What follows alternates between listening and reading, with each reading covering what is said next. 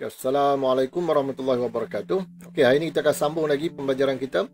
Masuk bab yang kelima Bab yang kelima, tajuk elektronik. Yang mana hari ini cikgu nak sentuh berkaitan dengan simple saja, iaitu pancaran termion. Okey, apa itu pancaran termion? Alright, topik yang simple, sekejap saja kita boleh selesai insya-Allah. Okey, mari kita tengok apa itu pancaran termion dalam tajuk elektronik bab 5 tingkatan 5 KSSM. Alright, dan kita nak sentuh berkenaan dengan apa itu elektron. Sebelum kita pergi pada yang diode semiconductor transistor ini kemudian, InsyaAllah kita pergi dulu pada yang ni. Alright, kita tengok yang ni 5.1 elektron, pancaran termion dan juga sinar katod.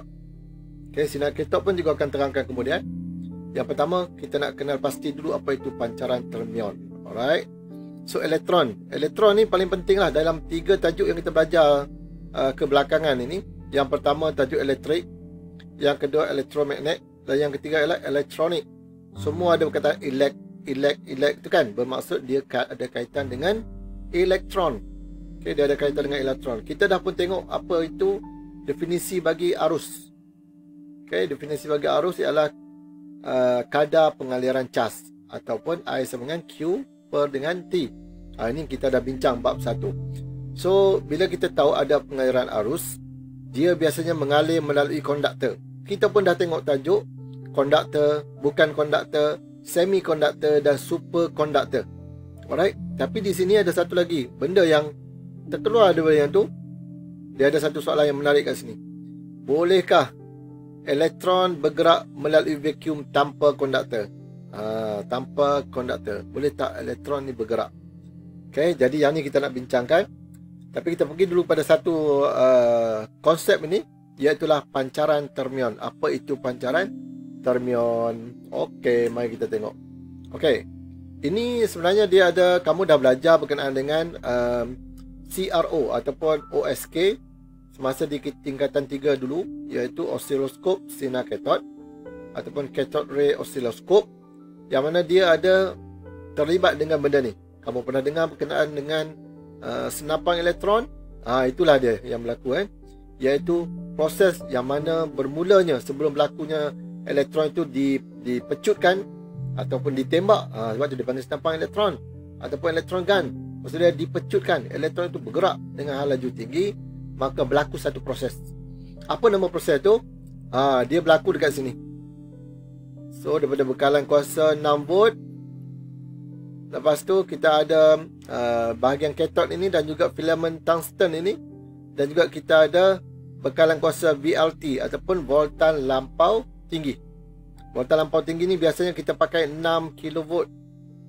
Mungkin rendah daripada itulah 6 kV bersamaan dengan 6000 volt ataupun 4000 biji bateri yang kecil-kecil tu. Kan bateri kan 1.5 volt. So 6 kV ni sangat tinggilah nilai voltan dia. Okey, jadi kalau kita nak tengok yang pertama ini lebih kepada macam mana kita nak hasilkan elektron. Yang mana elektron itu sebenarnya boleh digerakkan di dalam vacuum. Menjawab soalan tadi, dia tanya boleh gerak tak? Memang boleh.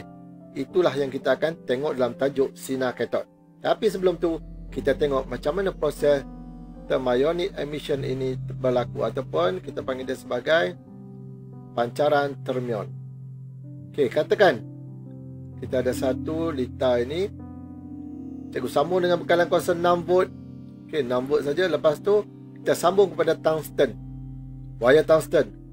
Kenapa kita pilih wire tungsten? Sebab wire tungsten ni dia punya resistivity dia tinggi. Sebab untuk berlakunya pancaran termion, kita perlu panaskan logam.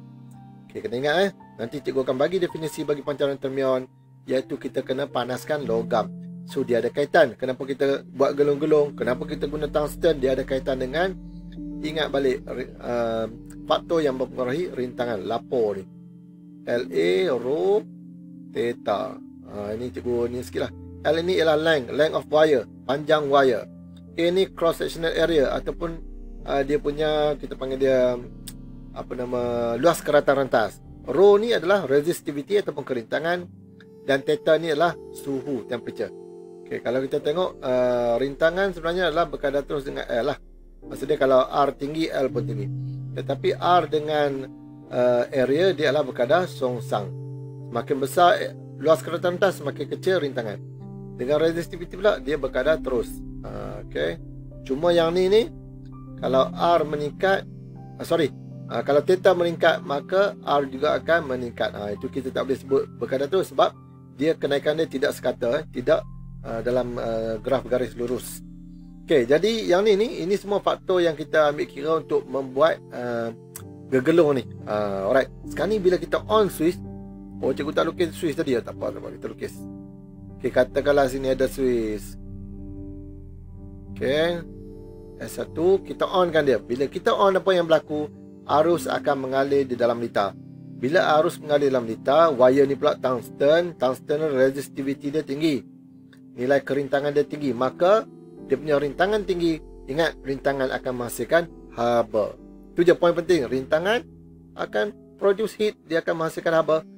Jadi bila hasilkan haba, rupa-rupanya logam ini bila dipanaskan, dia ada elektron-elektron yang bergerak di dalam logam ni. Memanglah dia ada elektron bebas kan. Maka bila kita panaskan dia, elektron ini mendapat tenaga kinetik yang cukup untuk terkeluar daripada permukaan logam. Ingat, dia terkeluar daripada permukaan logam yang dipanaskan. Ingat, poin ni penting. Dia terkeluar, elektron bebas tadi mendapat tenaga kinetik dan dia terkeluar daripada permukaan logam yang dipanaskan. Maka dia akan berkumpullah di hadapan ini membentuk awan-awan elektron. Kita panggil dia cloud of electrons. Maka proses ini yang memanaskan logam dan terkeluarnya elektron, namanya ialah pancaran termion. Nama dia pelik sikit lah. Thermionic emission ataupun pancaran termion, yang mana proses itu ialah dia memancarkan elektron daripada permukaan logam yang dipanaskan. Maka selesai. Itulah pancaran termion. Okey, secara definisi kamu boleh baca dalam buku teks ini, iaitu, mari kita tengok apa yang disebutkan. Okey, ini dia. Pancaran termion ialah pemancaran elektron bebas daripada permukaan logam yang dipanaskan. Itulah pancaran termion. Dah selesai. Jadi macam mana kita nak tingkatkan kadar pemanasan dia ataupun kadar penghasilan elektron supaya lebih banyak? Kita boleh salut lapisan logam itu dengan antaranya ialah barium oksida ataupun strontium oksida. Bila kita salut, suhu yang diperlukan untuk mengeluarkan elektron lebih rendah lagi. Contohnya lah, kalau tungsten saja, katakanlah 80 darjah Celsius baru dia keluar elektron, baru dia boleh terpancar elektron. Tapi kalau kita salut dengan barium oksida dengan strontium oksida tadi, katakan 50 ataupun 60, dah pun terkeluar elektron, bermaksud itu lebih jimat. Maksudnya kita lebih efisien lah. Kita perlukan suhu yang sikit tapi dia dah mengeluarkan elektron. Sebab elektron ini kita akan guna, kita akan pecutkan dia untuk menghasilkan sinar katot yang kita akan belajar lepas ni.